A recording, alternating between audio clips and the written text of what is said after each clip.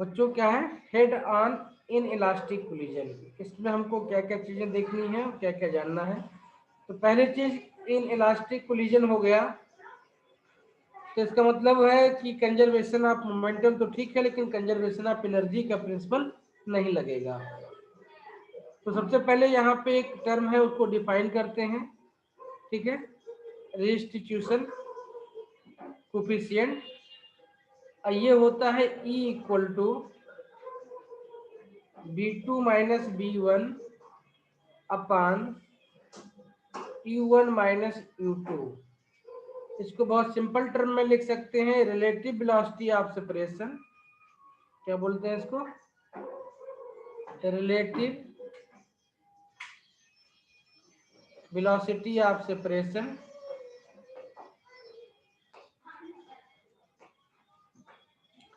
Divide by relative velocity of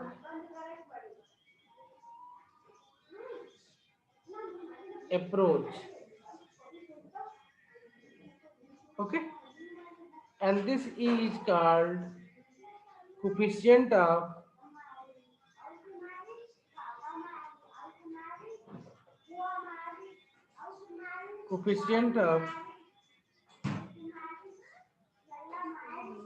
restitution. Okay, ठीक है। तो यहां से हम क्या निकाल सकते हैं कि B2 minus B1 equal to E times of U1 minus U2। Okay,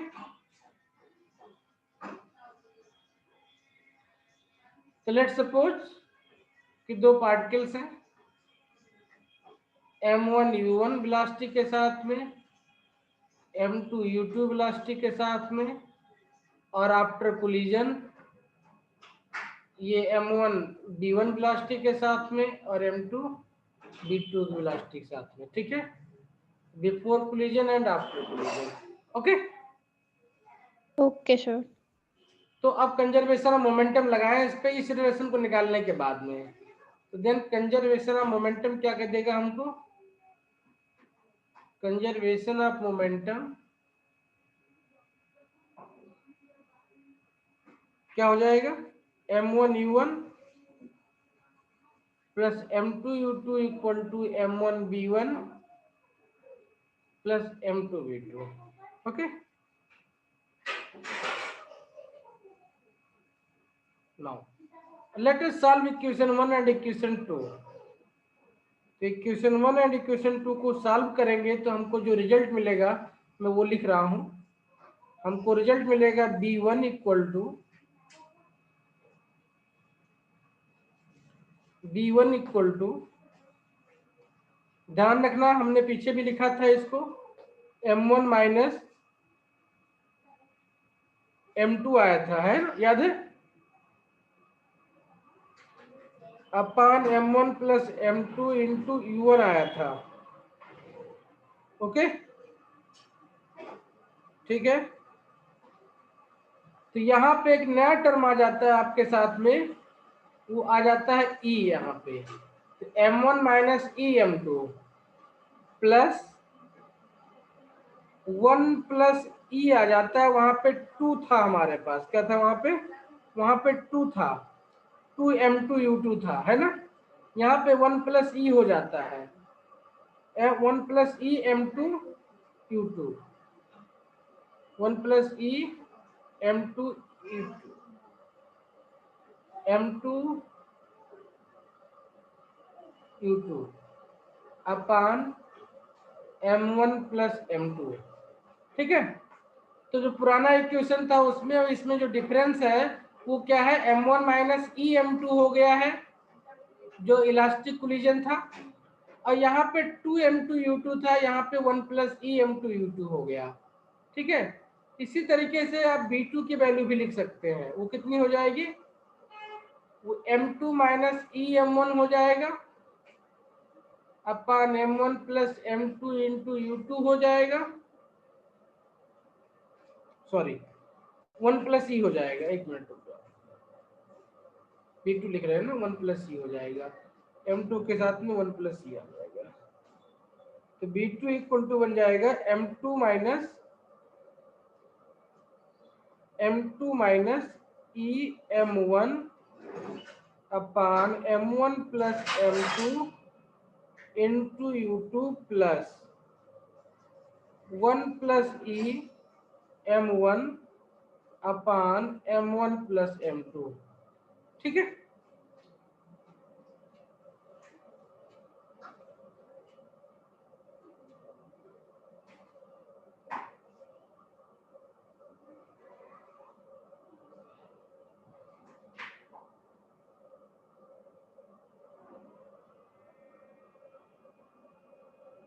sir आपने U1 मिस कर दिया।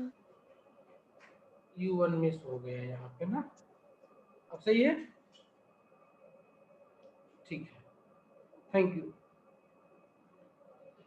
अब इस इक्वेशन में E इक्वल टू अगर 1 पुटअप कर दें, हम क्या पुटअप कर दें, E इक्वल टू 1 पुटअप कर दें तो हमको इलास्टिक कोलिजन वाला इक्वेशन मिल जाएगा। ओके,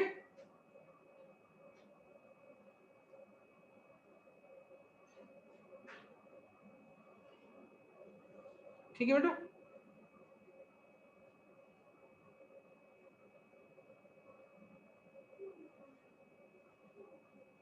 ओके, आगे बढ़े। तो यही फार्मूला है जो हमें याद रहे तो हम सारे क्वेश्चन बना ले जाएंगे। B1 इक्वल टू, एक बार लिखते हैं दोबारा, M minus EM2 upon M1 plus M2 U1 plus 1 plus EM2 U2 upon M1 plus M2 and B2 equal to M2 minus EM1 upon M1 plus M2 U2 plus 1 plus E M1 U1 upon M1 plus M2। Cases देखते हैं। Case 1, ठीक है, case 1 देखते हैं। तो case 1 क्या है,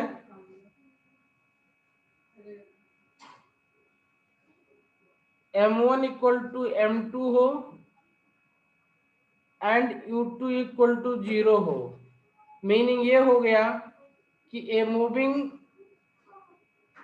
projectile of mass m hit another projectile of same mass at stationary, okay, in inelastic collision BC and AC after collision, after inelastic collision AC। ठीक है, इलास्टिक की बात कर रहे हैं। तो इसके बाद में इसकी भी कुछ M1 ही रहेगा, ये B1 हो जाए, ये B2 रह जाए, तो B1 B2 की वैल्यू क्या निकलेगी।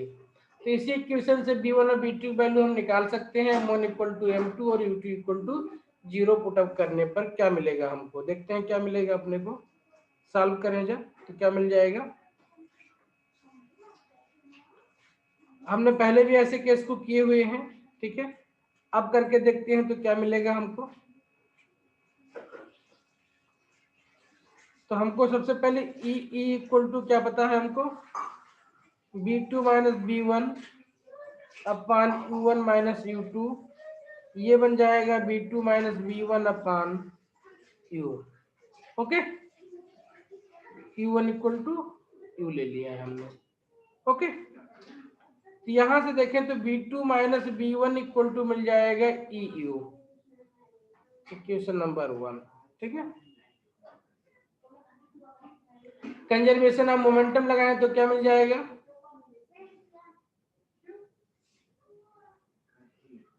Conservation of momentum, initial momentum है MU, फाइनल मोमेंटम में M कॉमन निकल जाएगा B1 प्लस B2। ओके, यहां से मिल जाएगा U equal to B1 plus B2, equation number 2। U equal to B1 plus B2 है और B2 minus B1 equal to EU है। इन दोनों इक्वेशन को सॉल्व करें हम तो सॉल्व करके हम निकाल सकते हैं B1 और B2 निकाल सकते हैं इनको सॉल्व करके। इनको सॉल्व करेंगे तो B1 इक्वल टू क्या आ जाएगा, ये आ जाएगा U/2 1 माइनस E और B2 इक्वल टू क्या आ जाएगा, ये भी आ जाएगा U/2 1 प्लस E। कैसे, इन दोनों इक्वेशन को साथ साथ में लिख लो, इसको उल्टा करके लिखो, इस इक्वेशन को उल्टा करके लिखो तो B1 plus B2 equal to U हो जाएगा, है ना।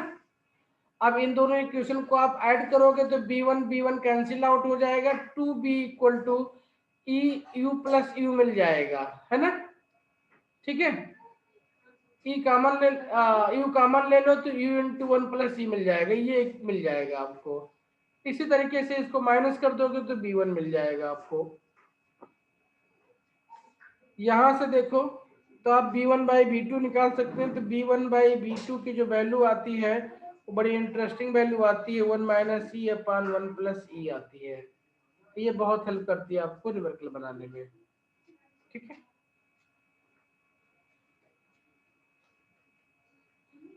ऊपर दिया हुआ इक्वेशन है, इस इक्वेशन में यहाँ पे m equal to M put up कर दो तो 1 माइनस E इंटू UN मिल जाएगा आपको, यहाँ से भी डायरेक्टली मिल जाएगा। V2 इक्वल टू यहाँ पुटअप करोगे तो यहाँ पे भी आपको यही वैल्यू मिल जाएगी। ठीक है, 1 प्लस E UN मिल जाएगा आपको। ठीक है, बाई 2। तो चाहे तो आप यहाँ से डायरेक्टली निकाल लें या चाहे तो आप इस तरीके से इसका इक्वेशन सेटअप करके आप इसको निकाल लें, दोनों बात एक ही है। ठीक है बेटा, इंपॉर्टेंट पॉइंट क्या मिला हमको, B1 by B2 equal to 1 minus E1 upon 1 plus E2 हो गया। ठीक है,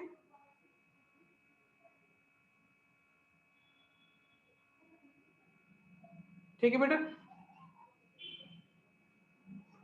नोट कर लिया यहाँ तक। नहीं सर, प्लीज 2 मिनट रुक जाओ।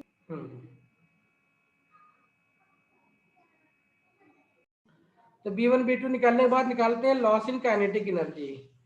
इन इलास्टिक कोलिजन में कितना लॉस होगा, तो loss in kinetic energy, loss in kinetic energy, देखते हैं कितना लॉस होगा काइनेटिक एनर्जी में डेल्टा के। तो ये इनिशियल एनर्जी निकाल लो, total initial energy total minus final energy, है ना।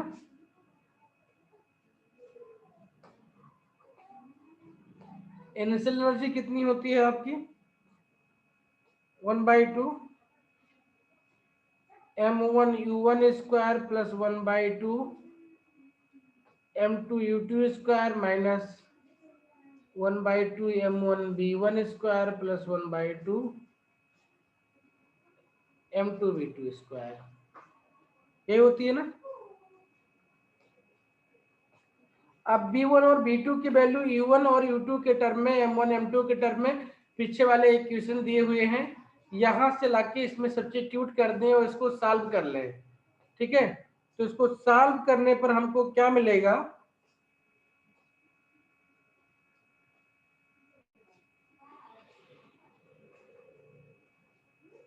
On substituting the value of B1 and B2, delta के जो है वो क्या बन जाएगा, मैं उसको लिख रहा हूं, ये बन जाएगा 1/2 m1 plus m1 into m2, जैसे पीछे बना था वैसे यहाँ भी बनेगा, हमने इलास्टिक में देखा था इस चीज को, m1 m2 अपान m1 प्लस m2 और इंटू यहाँ पे एक नया टर्म आ जाएगा 1 minus e square u1 minus u2 का स्क्वायर। ठीक है, this is your loss in kinetic energy. ठीक है, और E इक्वल टू 1 पुटअप कर देंगे तो डेल्टा के आपका 0 हो जाएगा, है ना, क्योंकि 1 माइनस ई स्क्वायर है। इलास्टिक कोलिजन में लॉस इन काइनेटिक एनर्जी नहीं होता है।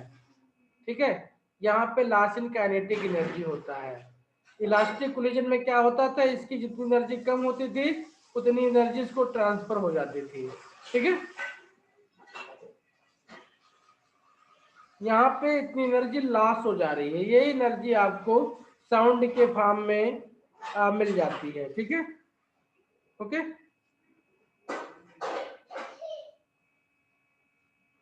ठीक है बेटा, इन इलास्टिक कोलिजन में कितना लॉस होगा काइनेटिक एनर्जी का, वो 1/2 m1 m2 upon m1 plus m2 1 minus e square u1 minus u2 का होल स्क्वायर। ठीक है, इतनी काइनेटिक एनर्जी आपकी लॉस होगी। ठीक है, नाउ यहाँ पे u1 माइनस u2 का टर्म है आपके पास में, एक टर्म और है लॉस कम करने का। अगर u1 u2 की वैल्यू मिनिमाइज कर ले जाए तो ये लॉस कम हो जाएगा। ये वैल्यू जितनी ज्यादा होगी, मतलब कोई थोड़ी कम स्पीड से जा रहा हो, इसकी कोई बहुत तेज स्पीड से आके कोलिजन हो जाए तो बहुत ज्यादा एनर्जी लॉस होगी यहाँ पे। ठीक है, क्योंकि स्क्वायर टर्म में सारे वैल्यू पॉजिटिव हो जाया करेगी। ओके, ठीक है, तो यहाँ देख सकते हैं अगर E इक्वल टू 1 पुटअप कर दें तो ये हमारा इलास्टिक कोलिजन बन जाएगा। ठीक है, कुछ क्वेश्चन देख लें इस पे।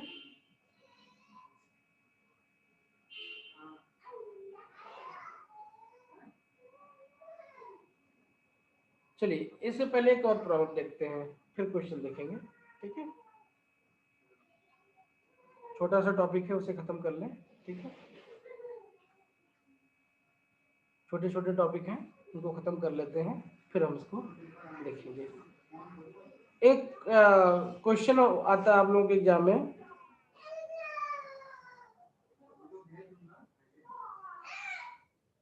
Rebounding of ball after collision with ground. Actually में प्योर मैथमेटिकल क्वेश्चंस है, तो आप लोगों के यहाँ बहुत ज़्यादा नहीं पूछा जाता, लेकिन कई बार एक बार पूछ सकते हैं तो कोई समस्या नहीं। हम फार्मूला देख लेते हैं। क्या होता है कि हम किसी बाल को फेंकते हैं ऊपर, ठीक है, तो जमीन पे गिरता है, जमीन पे गिरने के बाद में वो ऐसे ऐसे ऊपर उठता जाता है, ऐसे ऐसे गिरता जाता है ना, ऐसे ऐसे ऐसे ऐसे ऐसे आ जाता है ये, और कुछ देर बाद में जाकर के ये पूरा जमीन पे गिर रहा है ऐसे ऐसे।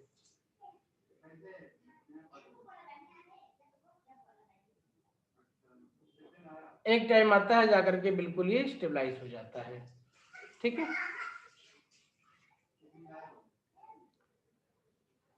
इस प्रॉब्लम को बोलते हैं rebounding of ball after collision with ground. क्या बोलते हैं इसको? रिबाउंडिंग ऑफ बॉल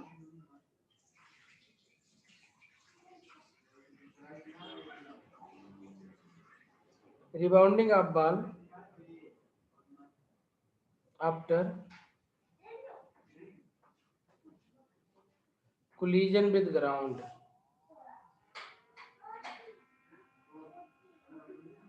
ठीक है, यहाँ पे आप वैसी ई को यूज करेंगे, सब कुछ वही है। ठीक है, बाकी कुछ नहीं है। तो क्वेश्चन यहाँ पे सेटअप करते हैं प्रॉब्लम को, कि ball is drop from h0 height, तो यहाँ से ड्रॉप किया जाएगा तो ऑब्वियसली इनिशियल वेलोसिटी 0 होगा, है ना। और h हाइट पे जब ग्राउंड को ये टच करेगा तो वेलोसिटी कितनी हो जाएगी इसकी, √2gh0 होगी। ठीक है बेटा, हेलो हेलो। Yes sir. और आपको पता है कि अगर रेस्टिट्यूशन कोफिशिएंट ई है तो आफ्टर कोलिजन इसकी वेलोसिटी ई टाइम डिक्रीज कर जाएगी, तो b1 आपका बन जाएगा EB0।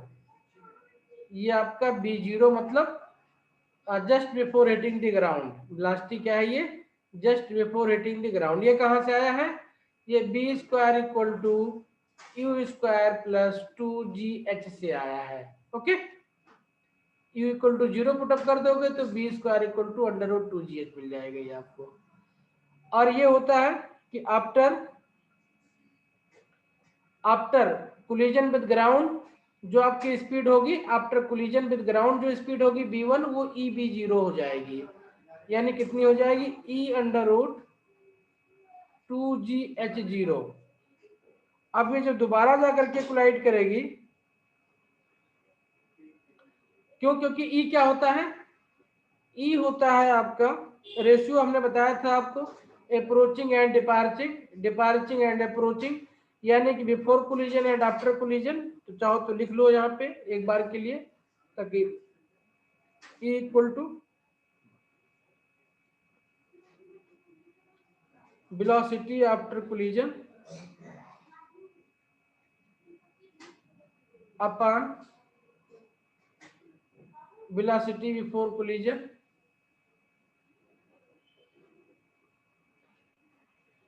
तो यहाँ पे भी अगर E इक्वल टू आप b1/b0 लिखोगे तो आपको डायरेक्टली क्या मिल जाएगा, b1 इक्वल टू EB0 ही मिल जाएगा। ओके, चाहे तो आप directly b1 equal to EB0 लिख लो, चाहे आप डिफिनेशन लिख करके फिर इसको लिखो। ओके ना, तो H1 कितना मिलेगा आपको, अगर आपका B1 मिल गया इतना, तो ये अब B1 से स्टार्ट हुआ और यहां तक जाएगा, कहां तक, जहां पे आपका ये वेलोसिटी जीरो हो जाए, क्योंकि जब टॉप मोस्ट पॉइंट पे जाएगी वेलोसिटी जीरो हो जाएगी। तो इनिशियल वेलोसिटी ये है, ये जीरो हो जाएगी, फिर आप इसी फार्मूले से निकालोगे। इस बार ये वाली जीरो हो जाएगा, इनिशियल वाली आपकी b1 स्क्वायर दी हुई है, ये 2gh, इस बार g माइनस हो जाएगा क्योंकि ऊपर जा रहा है ना, ये h1 हो जाएगा। तो h1 इक्वल टू कितना हो जाएगा, b1 स्क्वायर बाई 2g हो जाएगा। b1 स्क्वायर यहाँ से मिल जाएगा, कितना है b1 स्क्वायर आपका, e स्क्वायर इंटू 2gh0 है ना। तो ये एक्चुअली में अगर पुटअप करोगे तो ढंग से, तो क्या मिल जाएगा, ये e square upon h0 into h0 मिल जाएगा। तो h1 कितना आ जाएगा, h1 आपका मिल जाएगा ई स्क्वायर h0। ओके, बात समझ में आई या नहीं आई, या मैं इसको डिटेल में करके दिखाऊं, मनस्वी आप बताओ। सर नहीं आई। नहीं आई, तो यहाँ पे b1 की वैल्यू रखो, यहां से देखो h1 equal to b1 square, b1 की जगह क्या रखोगे आप, e square b0 square by 2g, e square by 2g, और b0 स्क्वायर कितना हो जाएगा, 2gh0 हो जाएगा, है ना, क्या हो जाएगा 2gh0, 2g कैंसिल, कितना बचेगा ई स्क्वायर h0।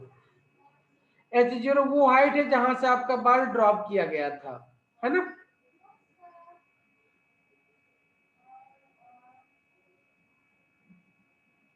ठीक है, समझ में आ गया।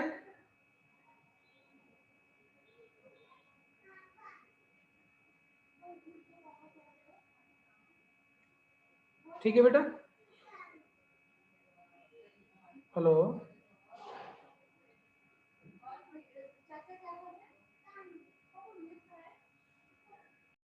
ठीक है। पहले बाउंस में h1 हाइट ये अटेंड करेगा, जो कि E0 H0 होगा। दूसरे बाउंस में ये e⁴ H0 अटेंड करेगा, जो कि आपका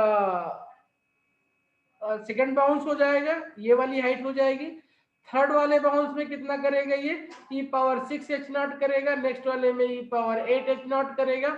इस तरीके से आपकी हाइट बनती जाएगी, यानी आपको 5th 6th ईयर्थ या nth टर्म में आपको निकालना है कितना हाइट ऊपर जाएगा आपका बाल बाउंस बैक करके, तो उसकी value hn equal to e⁻2n H0 से निकालेंगे हम।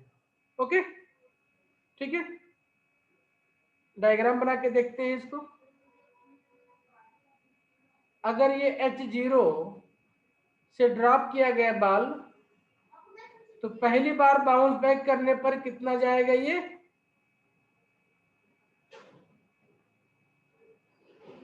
h1 हाइट जाएगा, और h1 इक्वल टू कितना हो जाएगा, E square h0। Second bounce में कितना हाइट जाएगा, ये h2 हाइट जाएगा, और ये h2 हाइट कितना हो जाएगा, ये ई स्क्वायर h1 हो जाएगा, या e⁻4 h0 हो जाएगा ये। ठीक है, ऐसे ही dot dot dot dot dot dot dot करते जाएंगे, और nth हाइट में कितना हाइट जाएगा, कितने में nth में कितना जाएगा, ये तो एच एन इक्वल टू आपका हो जाएगा e⁻2n h0 हो जाएगा ये, ठीक है। नाउ तो इसमें दो तरीके क्वेश्चन एग्जाम में आते हैं, या तो पूछेगा कितना हाइट जाएगा किस पर्टिकुलर जंप में, थर्ड जंप में, फोर्थ जंप में, फिफ्थ जंप में, तो वो यहां से निकल जाएगा। सेकंड पूछता है टोटल कितना हाइट ट्रेवल करेगा बाल ये, तो टोटल हाइट कितना ट्रेवल करेगा मैं उसका फार्मूला लिख रहा हूं, वो होता है आपका टोटल हाइट या total distance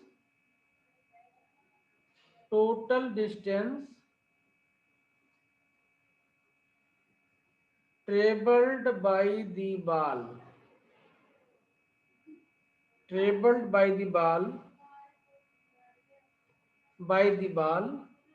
before it stops, before it stops bouncing, ये h होता है आपका h0 in bracket 1 + 2e² upon 1 - e²। Total इतना हाइट आपका ट्रेवल करेगा ये। इसी तरीके से टोटल टाइम कितना लेगा ये, total time taken by the ball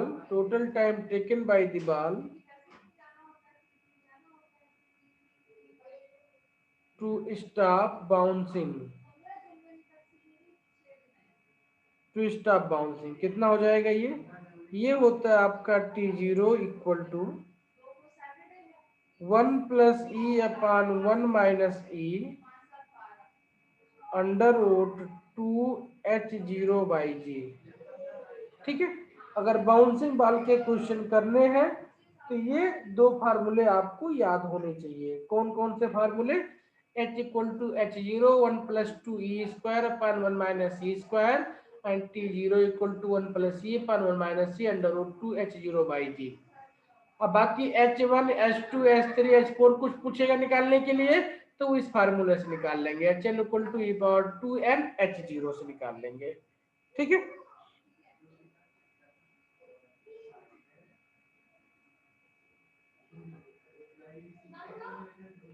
ठीक है बेटा। Yes sir.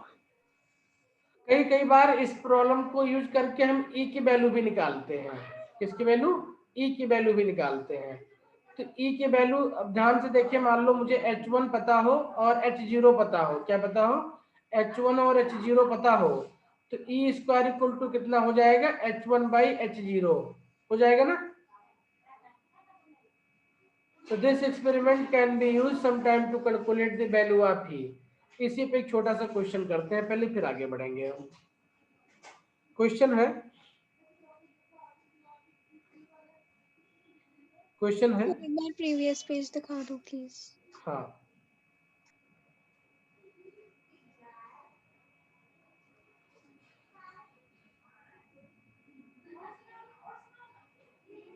ठीक है।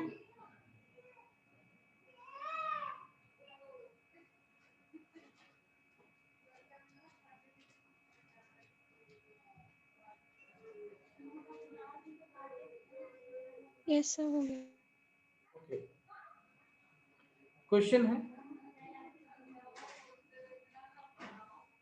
a body falling from a height of 20 meter, a body falling from a height of 20 meter, a body falling from a height of 20 meter rebound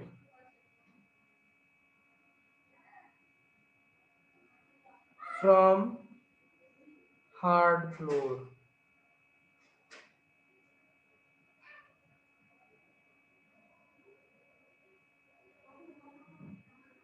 if it loses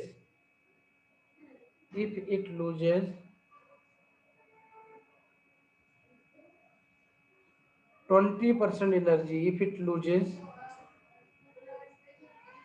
20% energy in impact,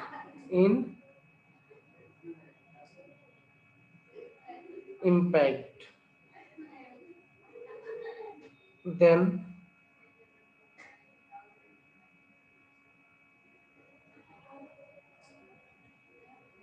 coefficient of restitution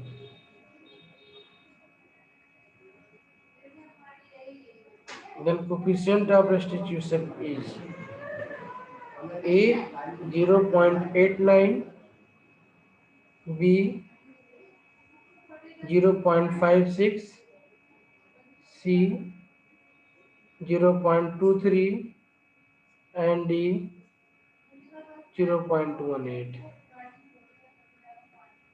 solution क्या कर रहा है, ये 20% energy loss कर रहा है, ठीक है।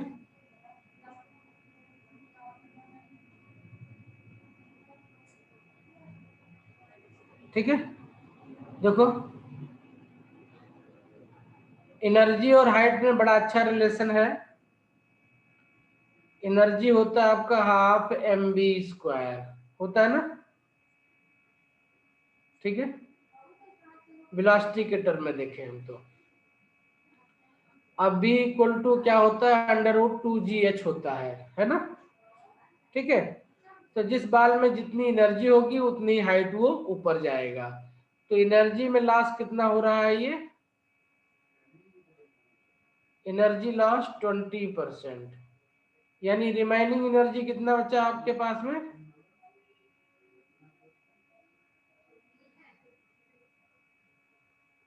80%, है ना।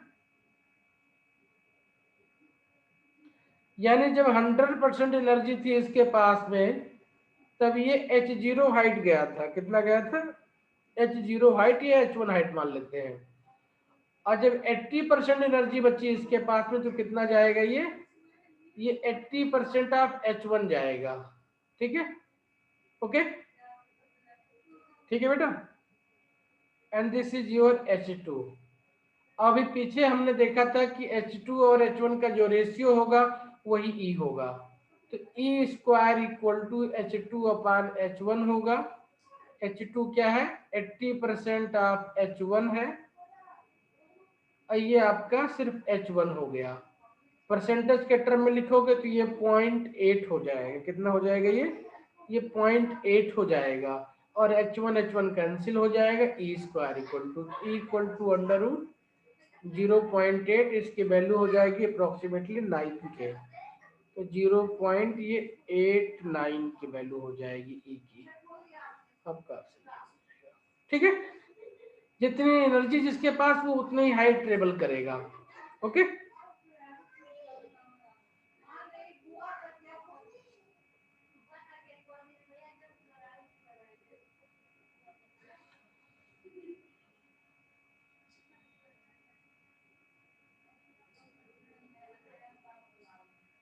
समझ में आ गया।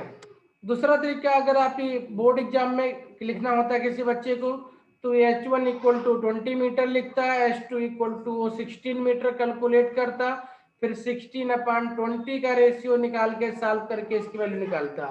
क्योंकि हम बोर्ड एग्जाम में ये बचा नहीं है वैसे भी, ठीक है, और वहां लिखना भी नहीं है, हमें कंपटीशन के लिए देखना है खाली। तो हम क्या करेंगे, हम h1 h2 की वैल्यू निकालने के बजाय उसको h1 के, क्योंकि कैंसिल आउट ही हो जाना है फाइनली h1 को h1 से, ठीक है। तो हमने डायरेक्टली इसको कर लिया।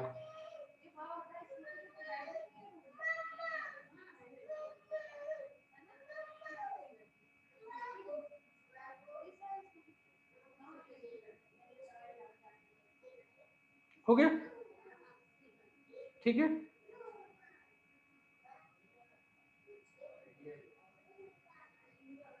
आगे बढ़े बेटा। Yes, sir.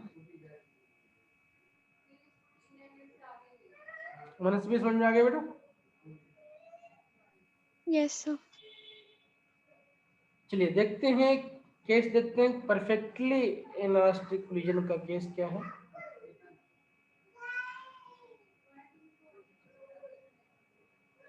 Perfectly inelastic collision.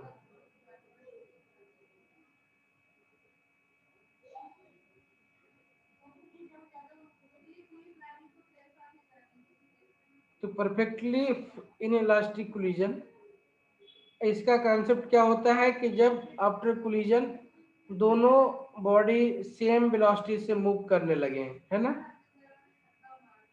m1 u1 velocity से जा रहा था,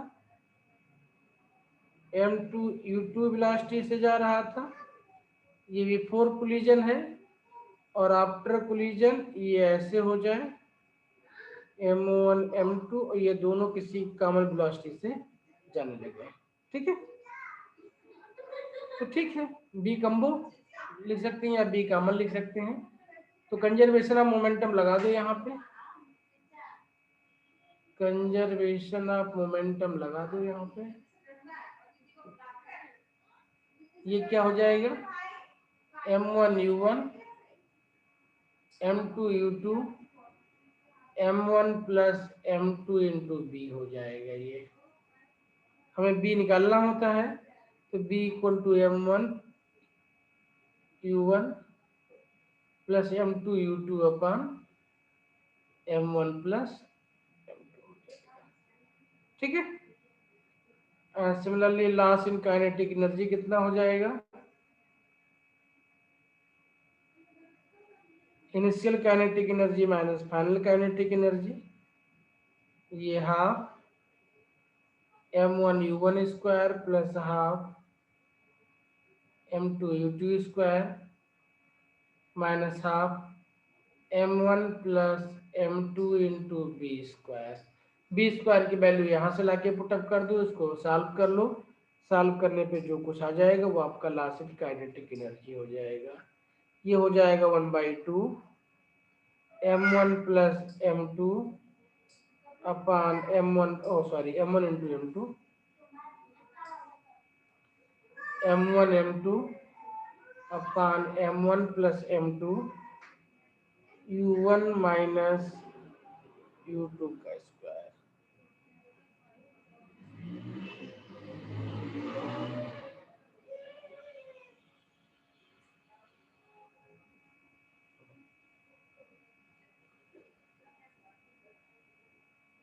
ठीक है,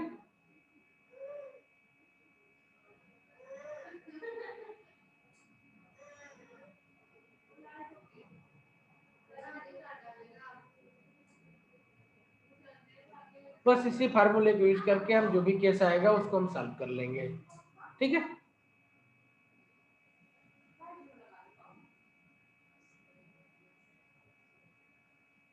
ध्यान रहे कि यहाँ पे आपको डायरेक्शन बड़ा इंपॉर्टेंट होगा, तो हर बार हमें u1 u2 के डायरेक्शन पे ध्यान रखना पड़ेगा यहाँ।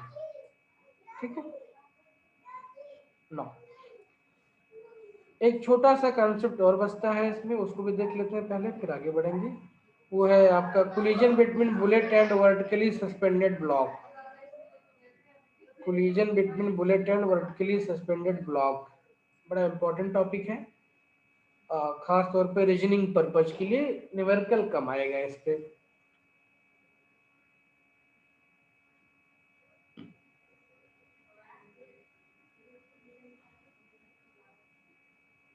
collision between bullet and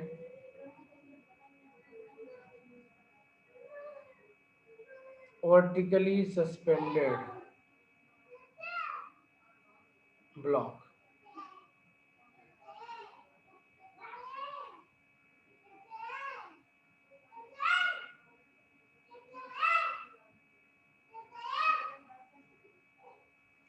ये ब्लॉक आपका सस्पेंड किया गया है।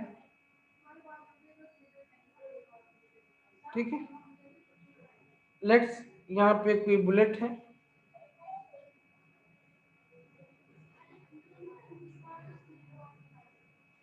इसको अप्रोच कर रही है m मास का u वेलोसिटी के साथ में, और इसको हिट करती है। हिट करने बाद में ये ब्लॉक मूव कर जाता है एक न्यू पोजीशन तक।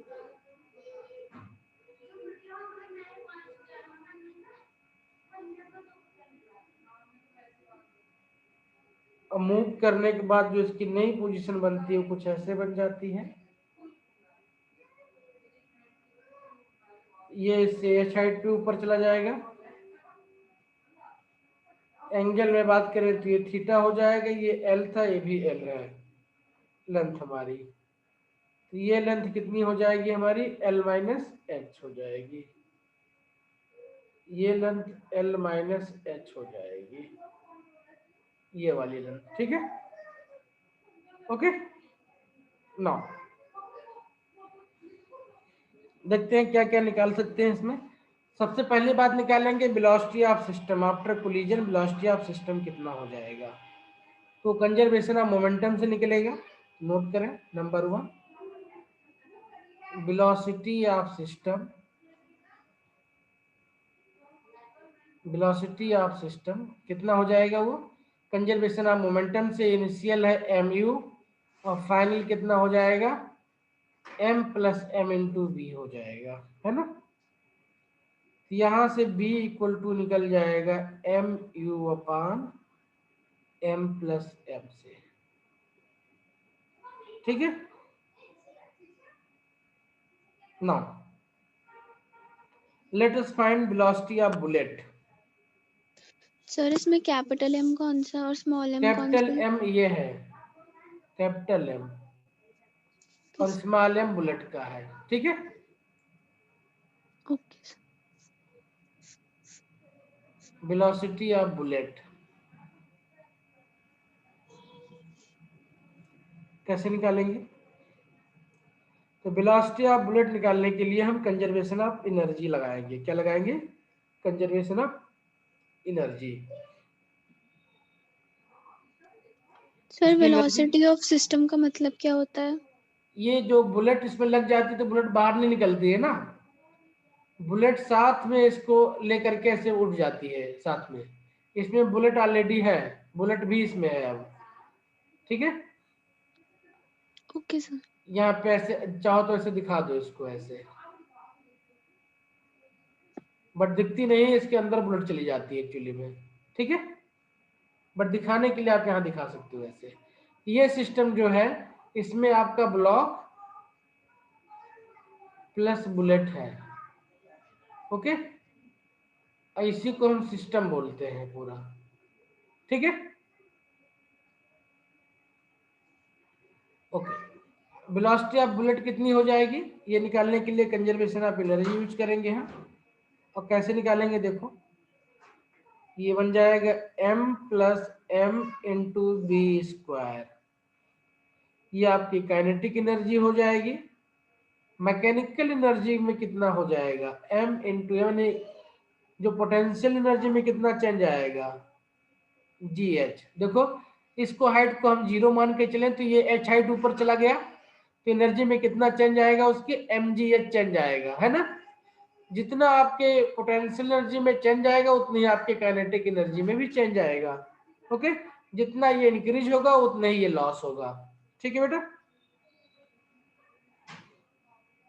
बात समझ में आ गई।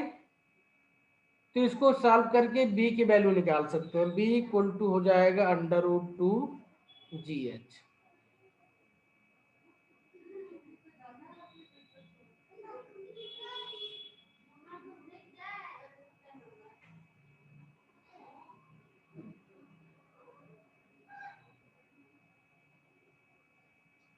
ठीक है, तो सिर्फ ये नॉट मेजर कर लें कितना हाइट ये ऊपर गया हुआ है, तो हम निकाल सकते हैं कि बुलेट की वेलोसिटी कितनी थी या सिस्टम की वेलोसिटी आपके पास कितनी है। ठीक है,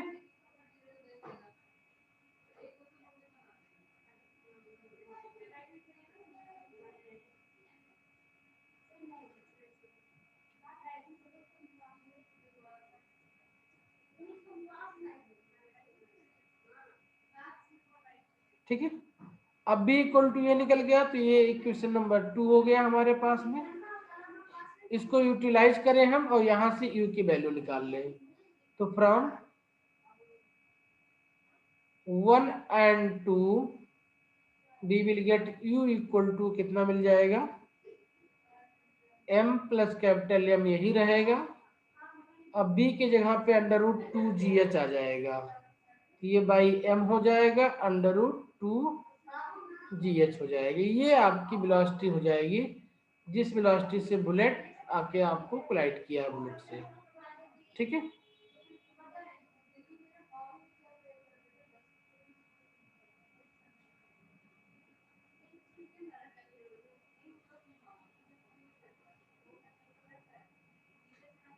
दो छोटी छोटी बातें इसमें और है जो पूछी जाती है निकालने के लिए, उनको भी यही नोट कर लेते हैं। वो कौन कौन सी बातें हैं? एक तो ये थीटा सर एंगल। हाँ बेटा बोलो। सर यू और वी में फिर डिफरेंस क्या हुआ अगर बेटा दोनों ही जो वेलोसिटी हैं? बी वेलोसिटी है ये आफ्टर कोलिजन है। क्या है ये? Okay sir. After collision this is velocity of bullet plus block. Okay, ये आपका परफेक्टली इन इलास्टिक कोलिजन का एग्जांपल है। Okay, okay sir. ठीक है। B is velocity after collision. Okay,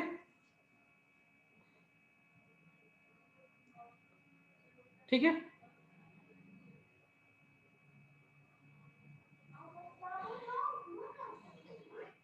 ना दो छोटी छोटी बातें और पूछी जाती हैं इसमें। डेल्टा एनर्जी, डेल्टा के कितना लॉस होगा? तो डेल्टा के लॉस इक्वल टू, सिर्फ फार्मूला लिख ले रहे हैं, 1/2 एम कैपिटल एम, जैसे पहले होता था M1 + M2 होता तो M + कैपिटल M हो जाएगा यहाँ पे। वहां पे U1 - U2 होता था तो U2 यहाँ पे 0 है तो सिर्फ U² हो जाएगा ये। ठीक है, ये पॉइंट नंबर 3 हो गया। पॉइंट नंबर 4 हो गया इसमें, एंगल थीटा पूछा जाता है कई बार आपसे, तो उसकी वैल्यू लिख लेते हैं। थीटा इक्वल टू होता है आपका cos इनवर्स 1 -